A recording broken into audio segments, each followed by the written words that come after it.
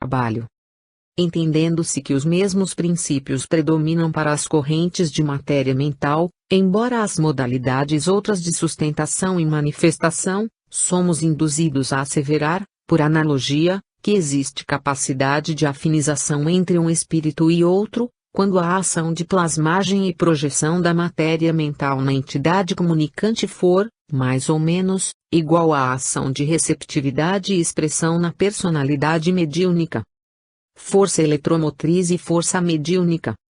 Compreendemos que se dispomos, em toda parte, de fontes de força eletromotriz, mediante a sábia distribuição das cargas elétricas, encontrando-as, a cada passo, na extensão da indústria e do progresso, temos igualmente variados mananciais de força mediúnica, mediante a permuta harmoniosa, consciente ou inconsciente, dos princípios ou correntes mentais, sendo possível observá-los, em nosso caminho, alimentando grandes iniciativas de socorro às necessidades humanas e de expansão cultural. Usinas diversas espalham-se na paisagem terrestre, alentando sistemas de luz e força, na criação do conforto e da atividade, em cidades e vilarejos, campos e estâncias, e associações mediúnicas de várias espécies se multiplicam nos quadros morais do mundo, nutrindo as instituições maiores e menores da religião e da ciência, da filosofia e da educação,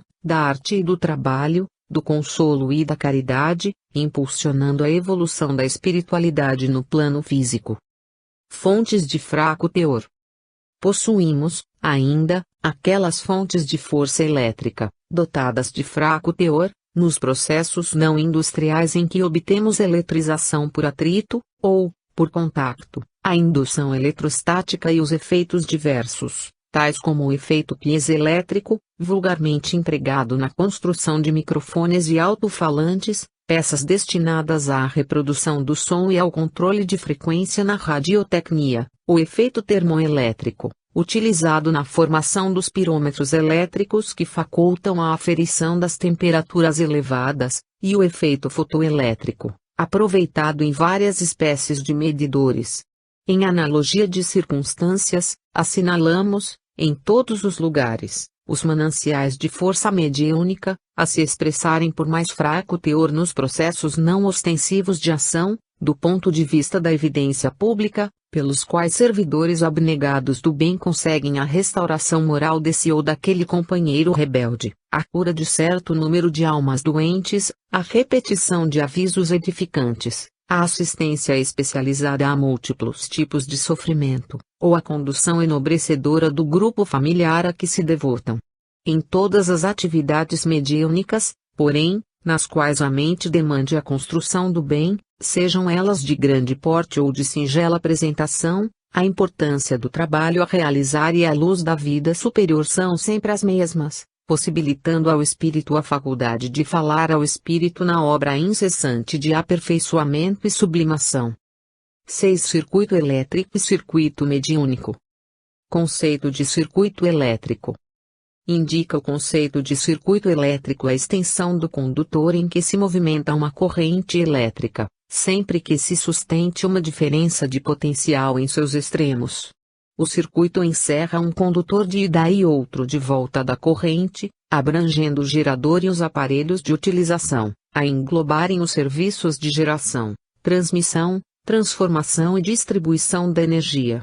Para a execução de semelhantes atividades, as máquinas respectivas guardam consigo recursos especiais, em circuitos elementares, como sejam os de geração e manobra, proteção e medida.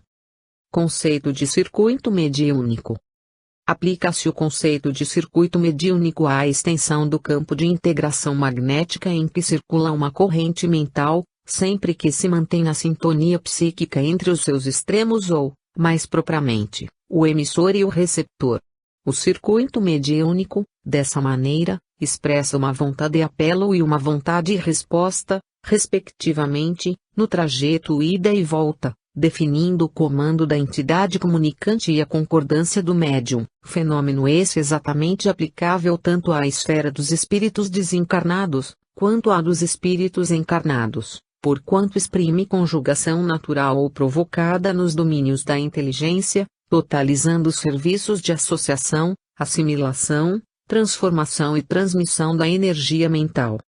Para a realização dessas atividades, o emissor e o receptor guardam consigo possibilidades particulares nos recursos do cérebro, em cuja intimidade se processam circuitos elementares do campo nervoso, atendendo a trabalhos espontâneos do espírito, como sejam ideação, seleção, autocrítica e expressão. Circuito aberto e circuito fechado. A corrente, em sentido convencional, no circuito elétrico, é expedida do polo positivo do gerador, circula nos aparelhos de utilização e volta ao gerador, alcançando-lhe o polo negativo, do qual passa, por intermédio do campo interno do gerador, ao polo positivo, prosseguindo em seu curso. Entretanto, para que a corrente se mantenha, é imprescindível que o interruptor de manobra se demore ligado ou, mais claramente, que o circuito esteja fechado, de vez que em regime de circuito aberto a corrente não circula. A corrente mental no circuito mediúnico equilibra-se igualmente entre a entidade comunicante e o médium, mas, para que se lhe alimente o fluxo energético em circulação, é indispensável que o pensamento constante de aceitação ou adesão do médium se mostre em equilíbrio ou, mais exatamente, é preciso que o circuito mediúnico permaneça fechado, porque em regime de circuito aberto ou desatenção a corrente de associação mental não se articula. Resistência. Todo o circuito elétrico se evidencia por peculiaridades distintas, chamadas constantes ou parâmetros, a saber, resistência, indutância e capacitância. Resistência é a propriedade que assinala o gasto de energia elétrica no circuito, como provisão de calor, correspondendo à despesa de atrito em mecânica. Igualmente no circuito mediúnico, a resistência significa a dissipação de energia mental, destinada à sustentação de base entre o espírito comunicante e o médium. Indutância. No circuito elétrico, indutância é a peculiaridade através da qual a energia é acumulada no campo magnético provocado pela corrente, impedindo-lhe a alteração, seja por aumento ou por diminuição. Em vista da indutância, quando a corrente varia, aparece na intimidade do circuito determinado acréscimo de força, opondo-se à mudança, o que faz dessa propriedade uma característica semelhante ao resultado da inércia em mecânica. Se o circuito elétrico em ação sofre abrupta solução de continuidade, o efeito em estudo produz uma descarga elétrica, cujas consequências variam com a intensidade da corrente, de vez que o circuito, encerrando bobinas e motores, caracteriza-se por natureza profundamente indutiva, implementos esses que não devem ser interrompidos de chofre e cujos movimentos devem ser reduzidos devagar, único modo de frustrar o aparecimento de correntes extras, suscetíveis de determinar fechamentos ou rupturas desastrosas para os aparelhos de utilização. Também no circuito mediúnico verifica-se a mesma propriedade, ante a energia mento-eletromagnética armazenada no campo da associação mental, entre a entidade comunicante e o médium, provocada pelo equilíbrio entre ambos, obstando possíveis variações. Em virtude de semelhante princípio, se aparece alguma alteração na corrente mental, surge nas profundezas da conjugação mediúnica certo aumento de força, impedindo a variação. Se a violência interfere criando mudanças bruscas, a indutância no plano mental determina uma descarga magnética, cujos efeitos se hierarquizam, conforme a intensidade da integração em andamento, porquanto o circuito mediúnico, envolvendo implementos fisiopsicossomáticos e tecidos celulares complexos no plano físico e no plano espiritual, mostra-se fortemente indutivo e não deve ser submetido a interrupções intempestivas, sendo necessário atenuar-se-lhe a intensidade, quando se lhe traça a terminação, para que se impossibilite a formação de extracorrentes magnéticas, capazes de operar desajustes e perturbações físicas, perispiríticas e emocionais, de resultados imprevisíveis para o médium, quanto para a entidade em processo de comunicação. Capacitância. No circuito elétrico, capacitância é a peculiaridade mediante a qual se permite a acumulação da energia no campo elétrico, energia essa que acompanha a presença da voltagem, revelando semelhança ao efeito da elasticidade em mecânica. Os aparatos que guardam energia no campo eletrostático do circuito são chamados capacitores ou condensadores. Um capacitor, por exemplo, acumula energia elétrica durante a carga, restituindo ao circuito, por ocasião da descarga. Em identidade de circunstâncias, no circuito mediúnico, capacitância exprime a propriedade pela qual se verifica o armazenamento de recursos espirituais no circuito, recursos esses que correspondem à sintonia psíquica. Os elementos suscetíveis de condensar essas possibilidades, no campo magnético da conjunção mediúnica, expressam-se na capacidade conceptual e interpretativa na região mental do médium, que acumulará os valores recebidos da entidade que o comanda, devolvendo-a com a possível fidelidade ao serviço do circuito mediúnico na ação do intercâmbio.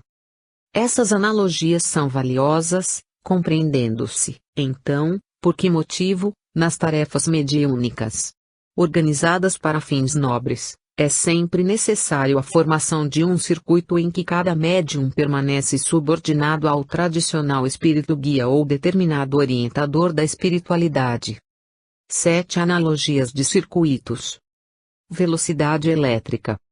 Estudemos ainda alguns problemas primários da eletricidade para compreendermos com segurança os problemas do intercâmbio mediúnico. Sabemos que a velocidade na expansão dos impulsos elétricos é semelhante à da luz, ou 300.000 km por segundo. Fácil entender, assim, que se estendermos um condutor, qual o fio de cobre, numa extensão de 300.000 km, e se numa das extremidades injetarmos certa quantidade de elétrons livres, um segundo após a mesma quantidade de elétrons livres verterá da extremidade oposta. Entretanto, devemos considerar que a velocidade dos elétrons depende dos recursos imanentes da pressão elétrica e da resistência elétrica do elemento condutor, como acontece à velocidade de uma corrente líquida que depende da pressão aplicada e da resistência do encanamento. Continuidade de correntes. Compara-se vulgarmente a circulação da corrente elétrica num circuito fechado, na base do gerador e dos recursos que encerram a aparelhagem utilizada, ao curso da água em determinado setor de canalização. Se sustentarmos uma pressão contínua sobre um montante líquido, com o auxílio de uma bomba, a linha colateral da artéria circulatória será traspassada sempre pela mesma quantidade d'água, no mesmo espaço de tempo, e se alimentarmos um circuito elétrico, através de um gerador, em regime de uniformidade, o grau de intensidade da corrente será constante, em cada setor do mesmo circuito. Acontece que reduzida quantidade de elétrons produz correntes de força quase imperceptíveis, à maneira de apenas algumas gotas d'água que, arrojadas ao bojo do encanamento, não conseguem formar senão curso fraco e imperfeito. Assim como se faz necessária uma corrente líquida, em circulação em massa constantes, é imperioso se façam cargas de bilhões de elétrons, por segundo, para que se mantenha a produção de correntes elétricas de valores contínuos. Expressões de analogia. Aplicando os conceitos expendidos atrás, aos nossos estudos da mediunidade, recordemos a analogia existente entre os circuitos hidráulico, elétrico e mediúnico, nas seguintes expressões: a. Curso d'água, fluxo elétrico, corrente mediúnica. b. Pressão hidráulica, diferença de potencial elétrico, determinando harmonia-sintonia psíquica. c. Obstáculos na intimidade do encanamento, resistência elétrica do circuito, através dos condutores, inibições ou desatenções do médium, dificultando o equilíbrio no circuito mediúnico.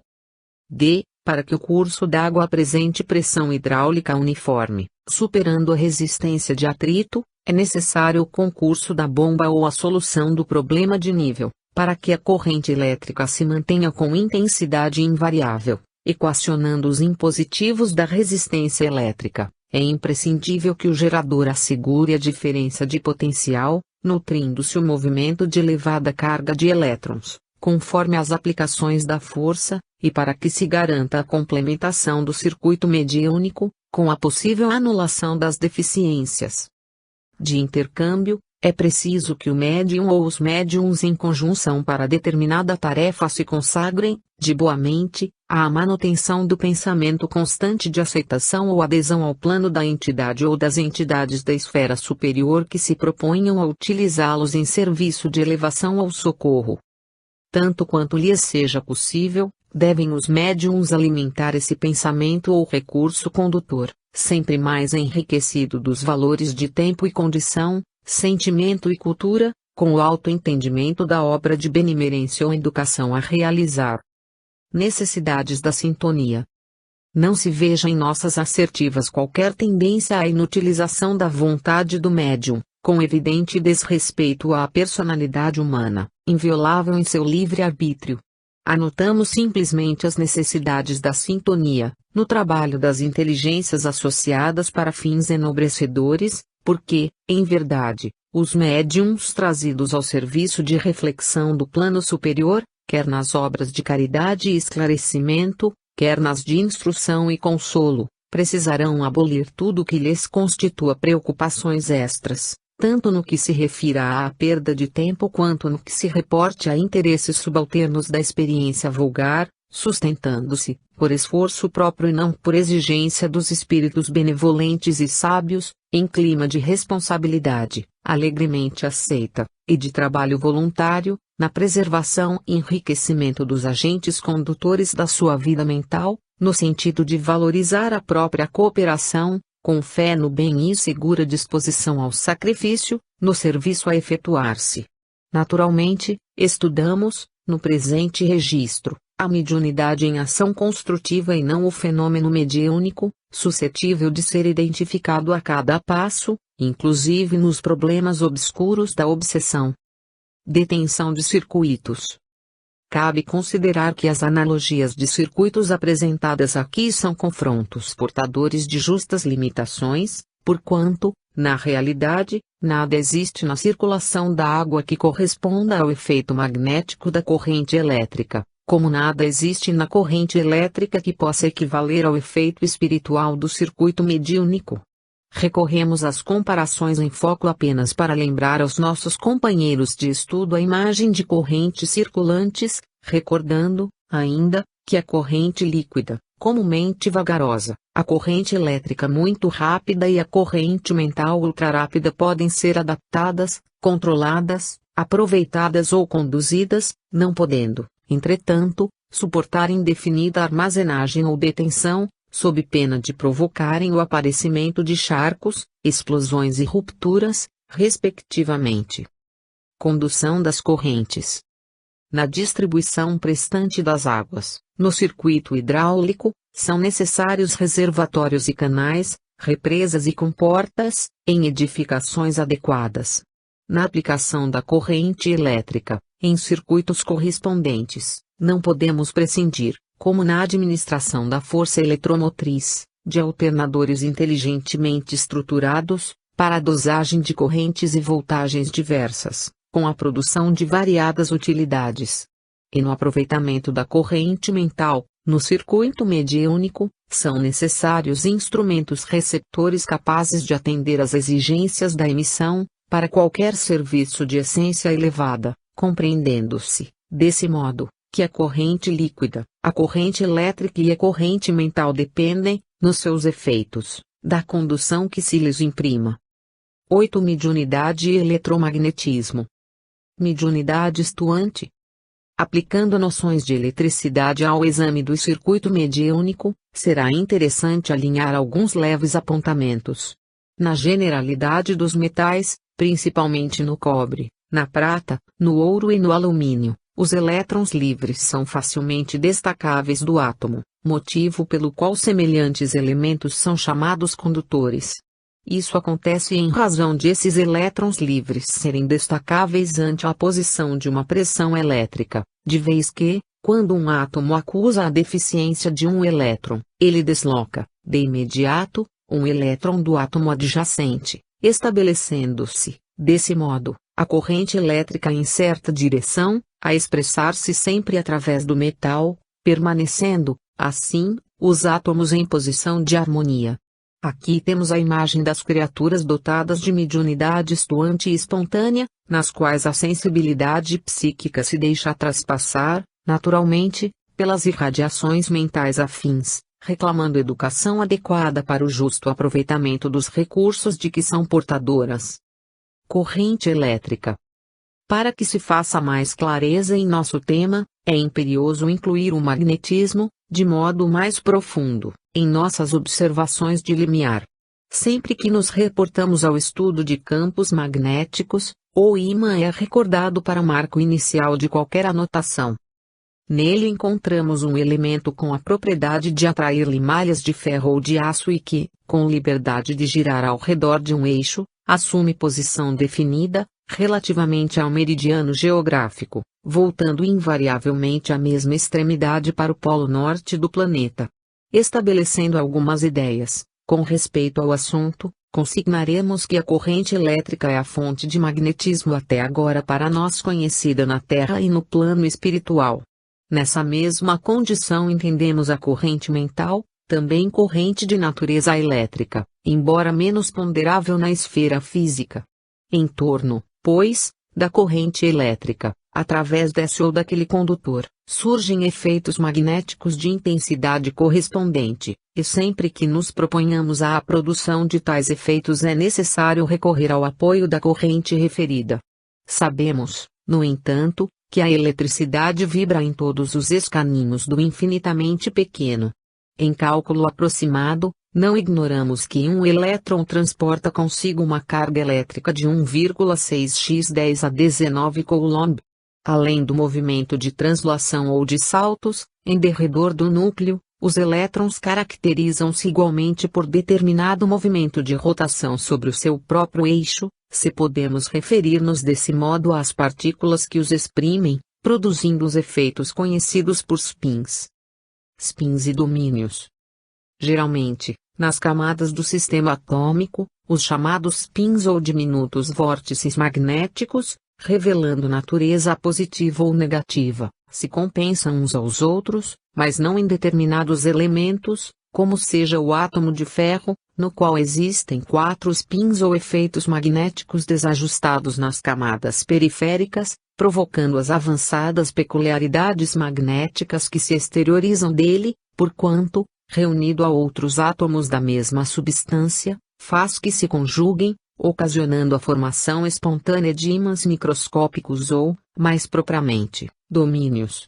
Esses domínios se expressam de maneira irregular ou desordenada, guardando, contudo, a tendência de se alinharem, como, por exemplo, no mesmo átomo de ferro a que nos reportamos. Inclinam-se a espontâneo ajustamento, de conformidade com um dos 3 eixos do cristal desse elemento, mas sofrem obstrução oferecida pelas energias interatômicas, a funcionarem como recursos de atrito contra a mudança provável da condição magnética que lhes é característica.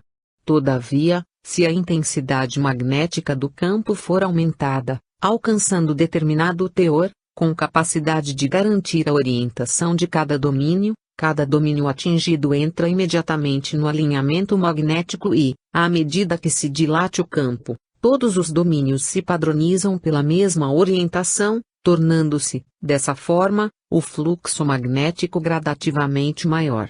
Tão logo a totalidade dos domínios assume direção idêntica, afirma-se que o corpo material está saturado ou, mais exatamente, que já se encontram ocupadas todas as valências dos sistemas atômicos de que esse corpo material se compõe.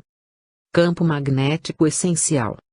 Da associação dos chamados domínios, surgem as linhas de força a entretecerem o campo magnético essencial ou, mais propriamente, o espaço em torno de um polo magnético.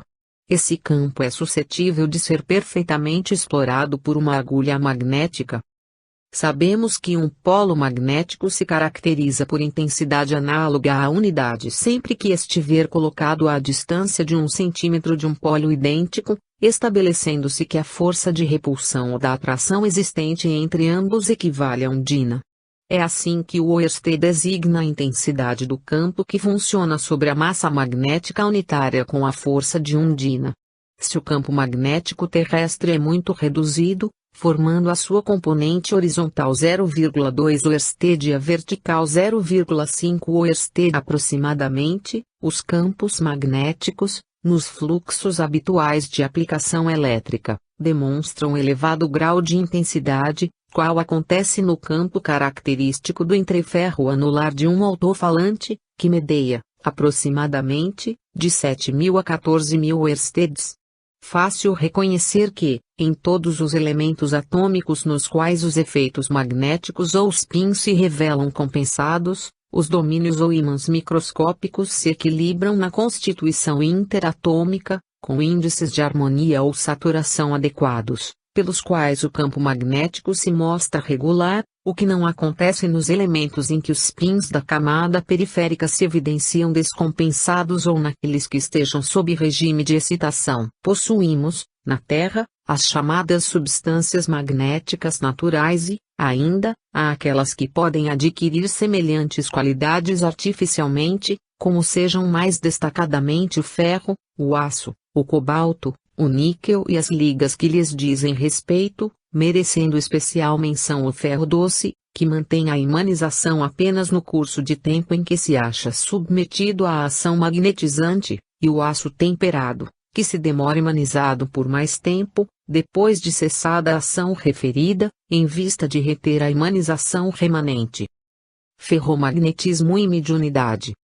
Após ligeiros apontamentos sobre os circuitos elétricos e efeitos magnéticos, surpreendemos no ferromagnetismo um ponto expressivo para o estudo da mediunidade. Perceberemos nas mentes ajustadas aos imperativos da experiência humana, mesmo naquelas de sensibilidade mediúnica normal, criaturas em que os spins ou efeitos magnéticos da atividade espiritual se evidenciam necessariamente harmonizados, presidindo a formação dos domínios ou ímãs diminutos do mundo íntimo em processo de integração, através do qual o campo magnético se mostra entrosado às emoções comuns, ao passo que, nas organizações mentais em que os spins ou efeitos magnéticos do pensamento apareçam descontrabalançados, as propriedades magnéticas patenteiam teor avançado, tanto maior quanto mais vasta a descompensação, plasmando condições mediúnicas variáveis por exigirem o auxílio de correntes de força que lhes ofereçam o necessário equilíbrio, o que ocorre tanto com as grandes almas que aceitam ministérios de abnegação e renúncia em planos inferiores, aí permanecendo em posição de desnível, como também com as almas menos enobrecidas, embora em outro sentido, segregadas em aflitivo desajuste nas reencarnações reparadoras por se haverem onerado perante a lei. Vemos, pois, que as mentes integralmente afinadas com a esfera física possuem campo magnético reduzido, ao passo que aquelas situadas em condições anômalas guardam consigo campo magnético mais vasto, com possibilidades de ampliação, seja nas atividades que se relacionam com o exercício do bem ou naquelas que se reportam à prática do mal. Descompensação vibratória.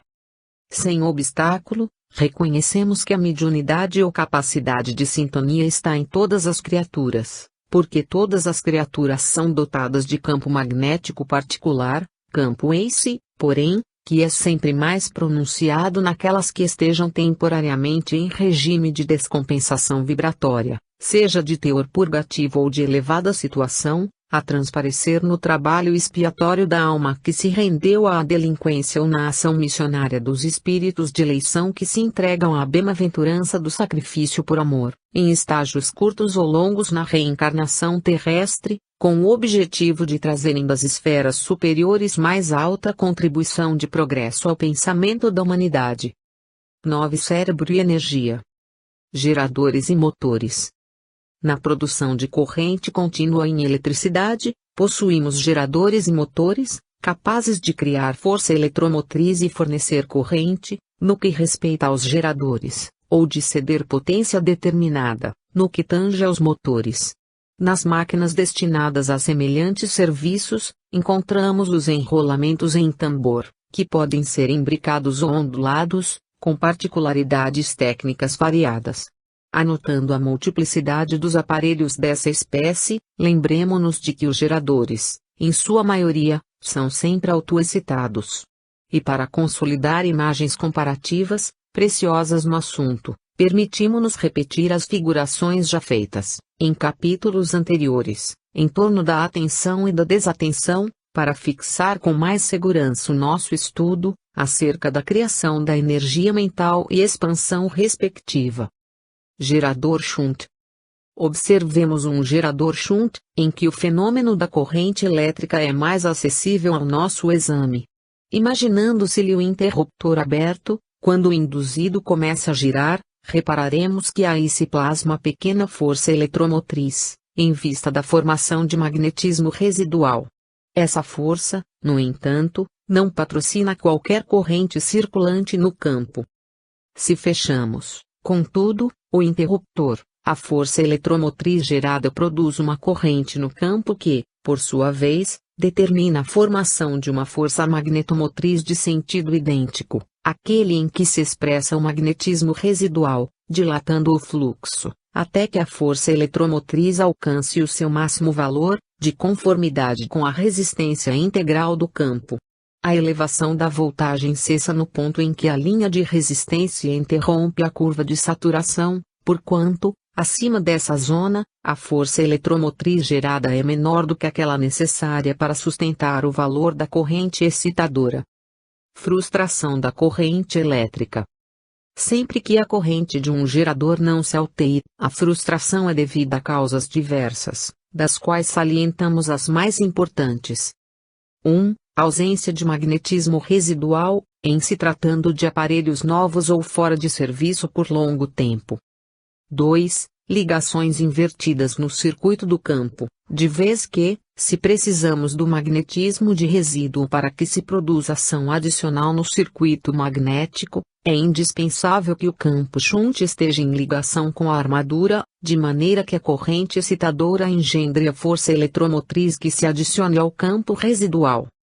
3. Resistência excessiva do circuito do campo, que poderá advir de ligações inconvenientes ou de influência perniciosa dos detritos acumulados na máquina. Gerador do cérebro.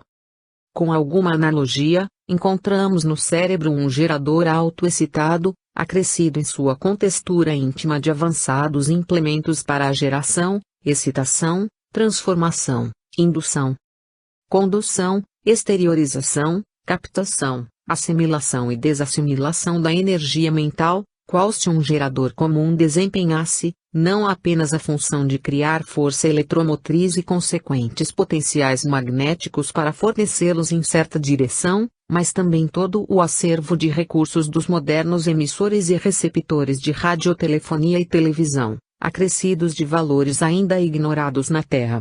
Erguendo-se sobre os vários departamentos do corpo, a funcionarem por motores de sustentação, o cérebro, com as células especiais que lhe são próprias, detém verdadeiras usinas microscópicas, das quais as pequenas partículas de germânio, na construção do transistor, nos conjuntos radiofônicos miniaturizados, podem oferecer em perfeita expressão.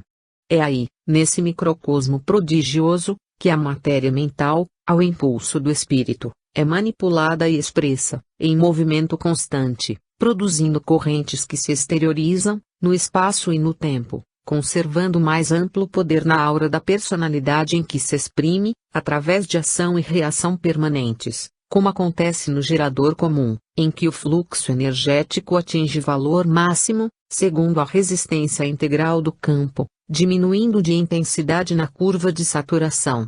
Nas reentrâncias de semelhante cabine, de cuja intimidade a criatura expede as ordens e decisões com que traça o próprio destino, temos, no córtex, os centros da visão, da audição, do tato, do olfato, do gosto, da palavra falada e escrita, da memória e de múltiplos automatismos, em conexão com os mecanismos da mente, configurando os poderes da memória profunda, do discernimento, da análise, da reflexão, do entendimento e dos multiformes valores morais de que o ser se enriquece no trabalho da própria sublimação. Nessas províncias fulcros da individualidade, circulam as correntes mentais constituídas à base dos átomos de matéria da mesma grandeza, qual ocorre na matéria física, em que as correntes elétricas resultam dos átomos físicos excitados, formando, em sua passagem, o consequente resíduo magnético, pelo que depreendemos, sem dificuldade, a existência do eletromagnetismo tanto nos sistemas interatômicos da matéria física, como naqueles em que se evidencia a matéria mental. Corrente do pensamento. Sendo o pensamento força sutil e inexaurível do espírito, podemos categorizá-lo, assim, à conta de corrente viva e exteriorizante, com faculdades de autoexcitação e autoplasticização inimagináveis.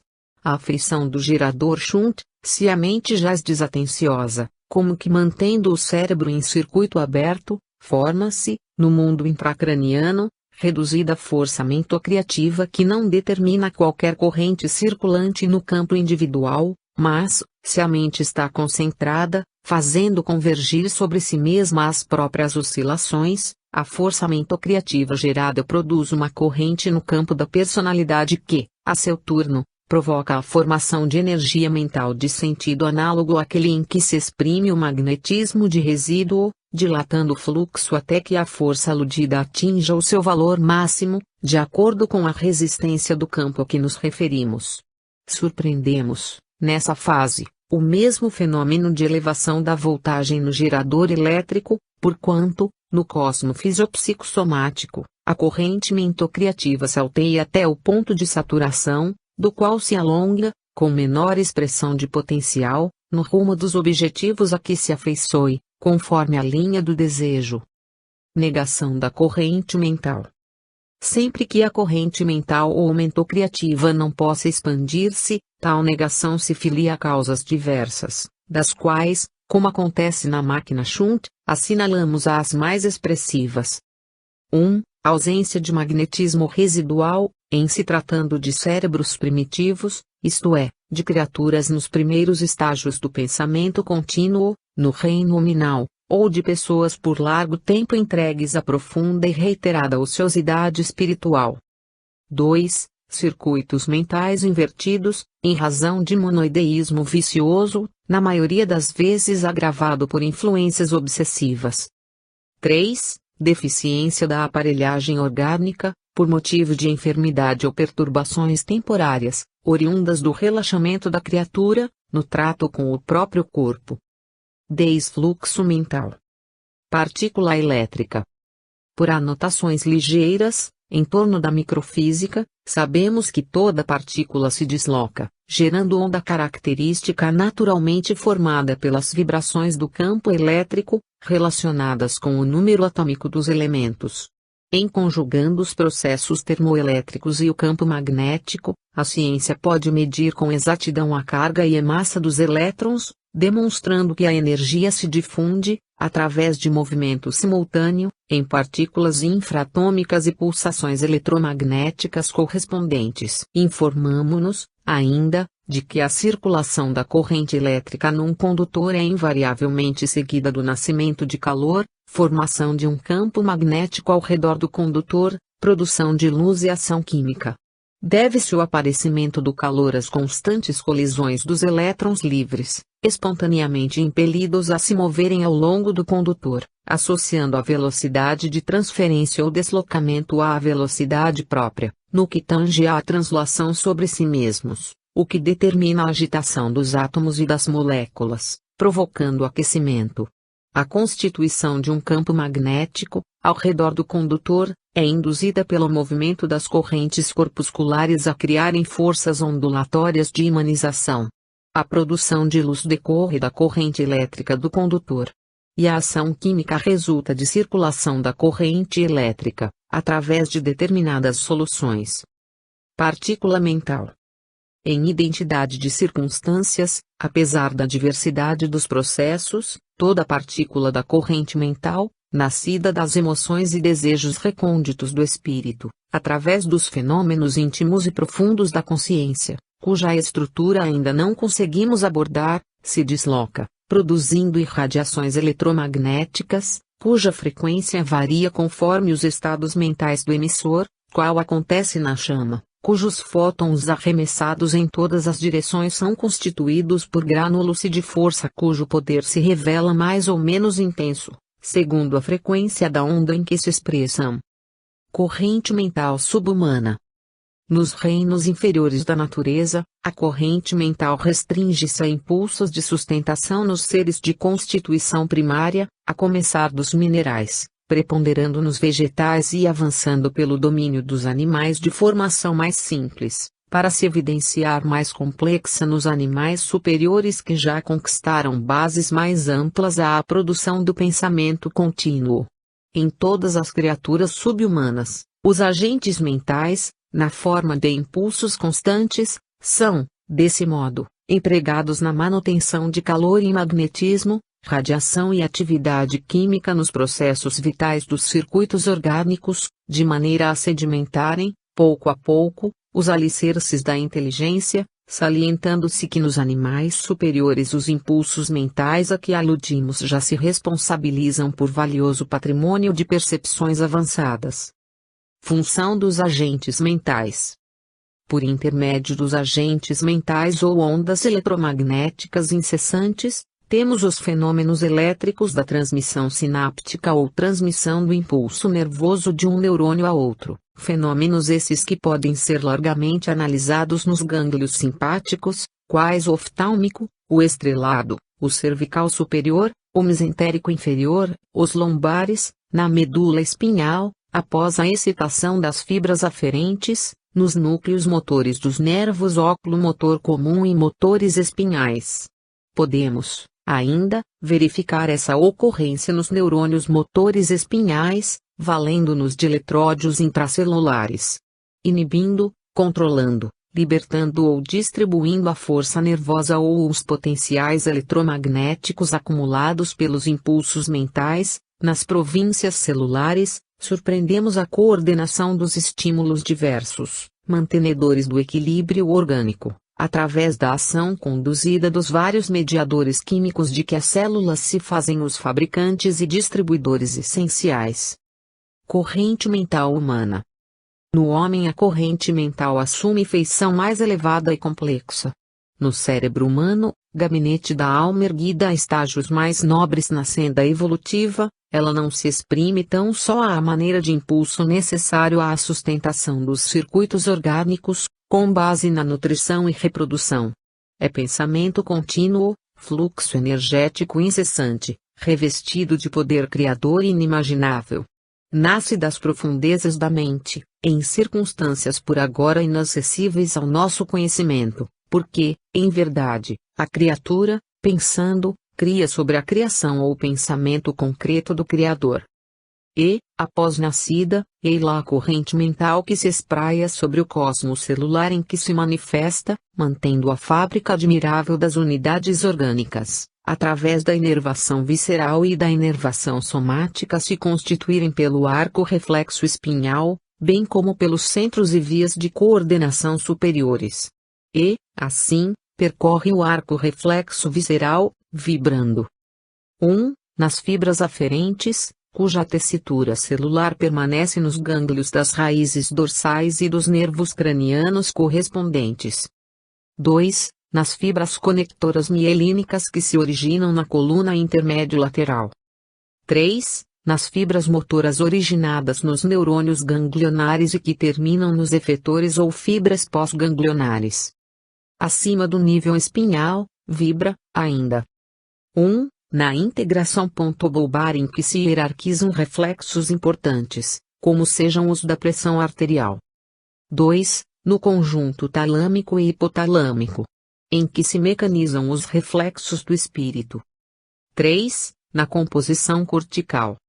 A corrente mental, segundo anotamos, vitaliza, particularmente, todos os centros da alma e, consequentemente, todos os núcleos endócrinos e junturas plexiformes da usina física, em cuja urdidura dispõe o espírito de recursos para os serviços da emissão e recepção, ou exteriorização dos próprios pensamentos e assimilação dos pensamentos alheios.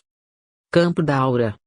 Articulando, ao redor de si mesma, as radiações das sinergias funcionais das agregações celulares do campo físico ou do psicossomático. A alma encarnada ou desencarnada está envolvida na própria aura ou túnica de forças eletromagnéticas, em cuja tessitura circulam as irradiações que lhe são peculiares.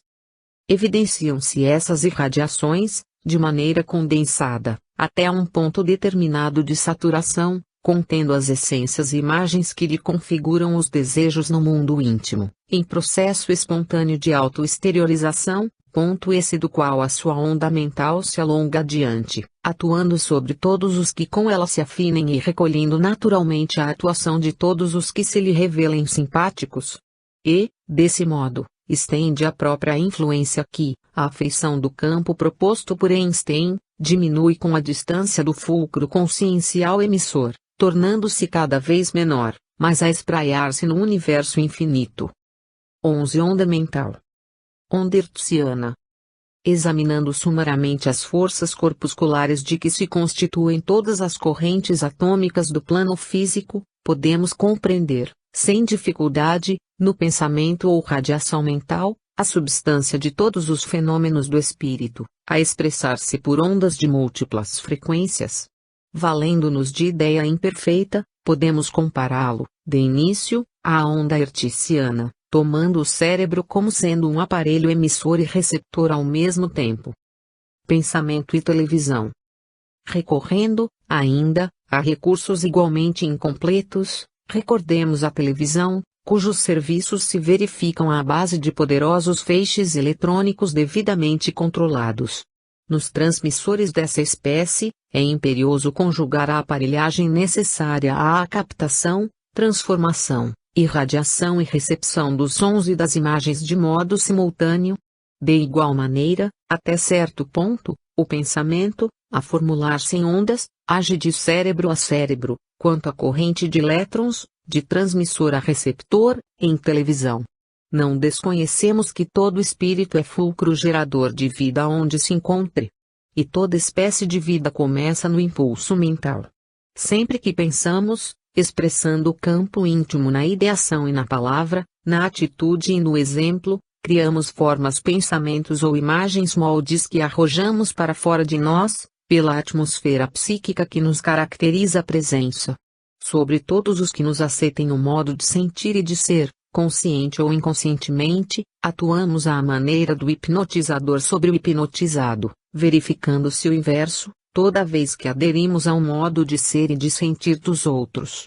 O campo espiritual de quem sugestiona gera no âmbito da própria imaginação os esboços ou planos que se propõe exteriorizar, assemelhando-se, então, à câmara de imagens do transmissor vulgar, em que o iconoscópio, com o jogo de lentes adequadas, focaliza a cena sobre a face sensível do mosaico que existe numa das extremidades dele mesmo, iconoscópio, ao passo que um dispositivo explorador, situado na outra extremidade, fornece um feixe tênue de elétrons ou raio explorador que percorre toda a superfície do mosaico.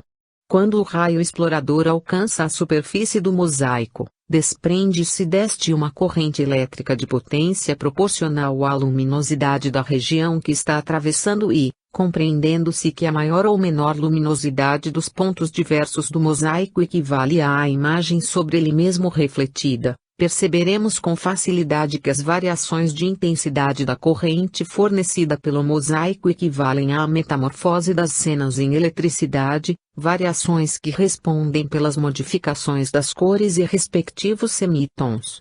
As imagens arremessadas através do dispositivo de focalização da câmara, atingindo o mosaico, se fazem invisíveis ao olhar comum. Nessa fase da transmissão, os vários pontos do mosaico acumulam maior ou menor corrente elétrica, segundo a porção de luz a incidir sobre eles. Somente depois dessa operação, que prossegue em variadas minudências técnicas, é que a cena passa ao transmissor da imagem, a reconstituir-se, através do cinescópio ou válvula da imagem, no aparelho receptor, válvula essa cujo funcionamento é quase análogo ao do iconoscópio, na transmissão, embora fisicamente não se pareçam. Células e peças. Com muito mais primor de organização, o cérebro ou cabine de manifestação do espírito, tanto quanto possamos conhecer-nos, do ponto de vista da estrutura mental, em nossa presente condição evolutiva, possui nas células e implementos que o servem aparelhagens correspondentes às peças empregadas em televisão para a emissão e recepção das correntes eletrônicas, exteriorizando as ondas que lhes são características, a transportarem consigo estímulos, imagens, vozes, cores, palavras e sinais múltiplos, através de vias aferentes e eferentes, nas faixas de sintonia natural.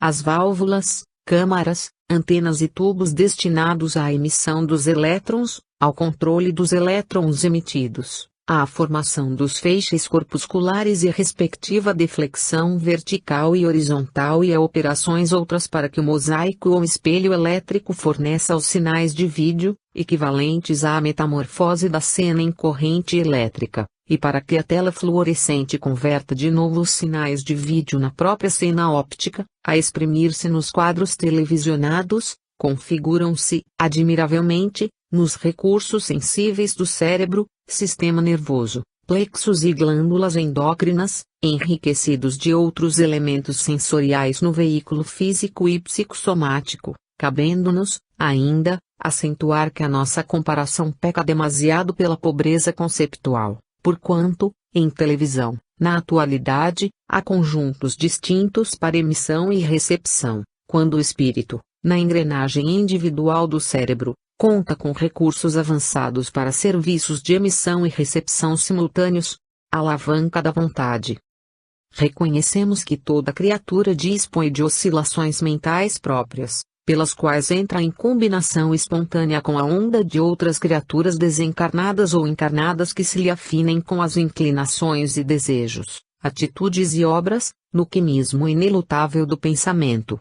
Compreendendo-se que toda partícula de matéria em movimentação se caracteriza por impulso inconfundível, fácil ser-nos a observar que cada espírito, pelo poder vibratório de que seja dotado, imprimirá aos seus recursos mentais o tipo de onda ou fluxo energético que lhe define a personalidade, a evidenciar-se nas faixas superiores da vida, na proporção das grandezas morais, do ponto de vista de amor e sabedoria, que já tenha acumulado em si mesmo. E para manejar as correntes mentais, em serviço de projeção das próprias energias e de assimilação das energias alheias, dispõe a alma, em si, da alavanca da vontade, por ela vagarosamente construída em milênios e milênios de trabalho automatizante. A princípio, adstrita aos círculos angustos do primitivismo, a vontade, agarrada ao instinto de preservação, faz do espírito um inveterado monomaníaco do prazer inferior. Avançando pelo terreno inicial da experiência, aparece o homem qual molusco inteligente, sempre disposto a fechar o circuito das próprias oscilações mentais sobre si mesmo, em monoideísmo intermitente. Vontade e aperfeiçoamento. A memória e a imaginação, ainda curtas, limitam a volição do homem à simples tendência que, no fundo, é aspecto primário da faculdade de decidir. Ele mesmo opera a retração da onda mental que o personaliza, repelindo as vibrações que o inclinem ao burilamento sempre difícil e à expansão sempre laboriosa, para deter-se no reino afetivo das vibrações que o atraem, onde encontra os mesmos tipos de onda dos que se lhe assemelham, capazes de entreter-lhe a egolatria, no gregarismo das longas simbioses em repetidas reencarnações de aprendizagem. E a civilização, porém, chega sempre. O progresso impõe novos métodos e a dor estilhaça envoltórios. As modificações da escolha acompanham a ascensão do conhecimento. A vontade de prazer e a vontade de domínio, no curso de largos séculos, convertem-se em prazer de aperfeiçoar e servir, acompanhados de autodomínio. Ciclotron da vontade. Arremessa a criatura, naturalmente, a própria onda mental na direção dos espíritos que penetraram mais amplos horizontes da evolução. Alcançando semelhante estágio de consciência, a vontade, no campo do espírito, desempenha o papel do ciclotron no mundo da química, bombardeando automaticamente os princípios mentais que se lhe contraponham aos impulsos. E é, ainda, com essa faculdade determinante que ela preside as junções de onda, junto àquelas que se propõe a assimilar, no plano das sintonias, de vez que, quanto mais elevado o discernimento, mais livre se lhe fará a criação mental originária para libertar e aprisionar, enriquecer e sublimar, agravar os males ou acrescentar os próprios bens na esfera do destino. 12. Reflexo condicionado. Importância da reflexão. Entendendo-se que toda mente vibra na onda de estímulos e pensamentos em que se identifica, facilmente perceberemos que cada espírito gera em si mesmo inimaginável potencial de forças mento-eletromagnéticas, exteriorizando nessa corrente psíquica os recursos e valores que acumula em si próprio. Daí nasce a importância da reflexão em todos os setores da vida.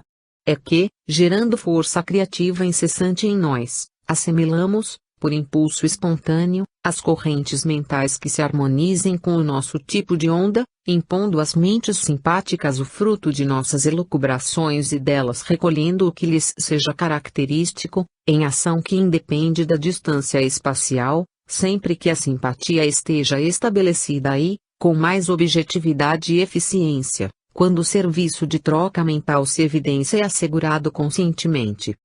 Tipos de reflexos. Vale a pena recordar o conhecimento dos reflexos condicionados, em evolução na escola instituída por Pavlov. Esse campo de experiências traz a estudo os reflexos congênitos ou incondicionados, quais os chamados protetores, alimentares, posturais e sexuais, detentores de vias nervosas próprias, como que auridos da espécie, seguros e estáveis, sem necessidade do córtex, e os reflexos adquiridos ou condicionados, que não surgem espontaneamente, mas sim conquistados pelo indivíduo, no curso da existência. Os reflexos adquiridos ou condicionados, que se utilizam da intervenção necessária do córtex cerebral, desenvolvem-se sobre os reflexos preexistentes, à maneira de construções emocionais, por vezes instáveis, e sobre os alicerces das vias nervosas, que pertencem aos seguros reflexos congênitos ou absolutos. Experiência de Pavlov. Lembremo-nos de que Pavlov, em uma de suas experiências, separou alguns cães do convívio materno, desde o nascimento, sujeitando-os ao aleitamento artificial.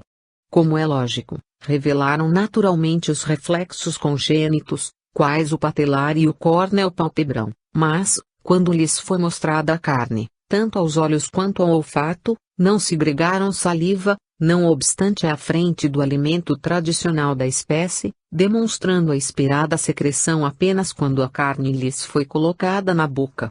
Desde então, os animais se habituaram a formar a mencionada secreção, sempre que o referido alimento lhes fosse apresentado à vista ou ao olfato. Observemos que o estímulo provocou um reflexo condicionado, como que em regime de enxertia sobre o reflexo congênito desencadeado pelo alimento introduzido na boca. Reflexos psíquicos. Os princípios de reflexão podem ser aplicados aos reflexos psíquicos. Compreenderemos, desse modo, que o ato de alimentar-se é um hábito estratificado na personalidade do cão, em processo evolucionista, através de reencarnações múltiplas, e que o ato de preferir carne, mesmo em se tratando de alimento ancestral da espécie a que se entrosa, é um hábito que ele adquire, formando impressões novas sobre um campo de sensações já consolidadas. Recorremos à imagem simplesmente para salientar que os nossos reflexos psíquicos condicionados se revestem de suma importância em nossas ligações mentais diversas. E esses reflexos são todos eles presididos e orientados pela indução.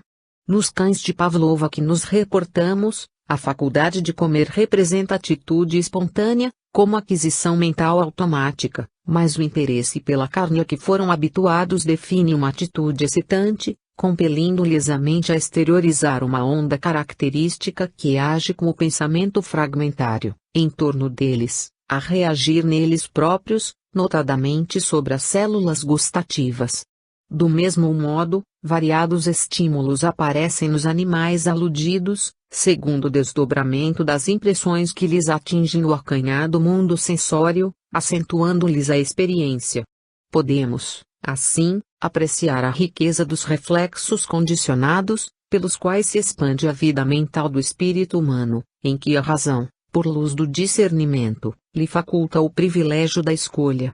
É nesses reflexos condicionados da atividade psíquica que principiam para o homem de pensamentos elementares os processos inconscientes da conjugação mediúnica, porquanto, emitindo a onda das ideias que lhe são próprias, ao redor dos temas que lhe sejam afins, exterioriza na direção dos outros as imagens e estímulos que acalenta consigo, recebendo, depois, sobre si mesmo os princípios mentais que exteriorizou, enriquecidos de outros agentes que se lhe sintonizem com as criações mentais.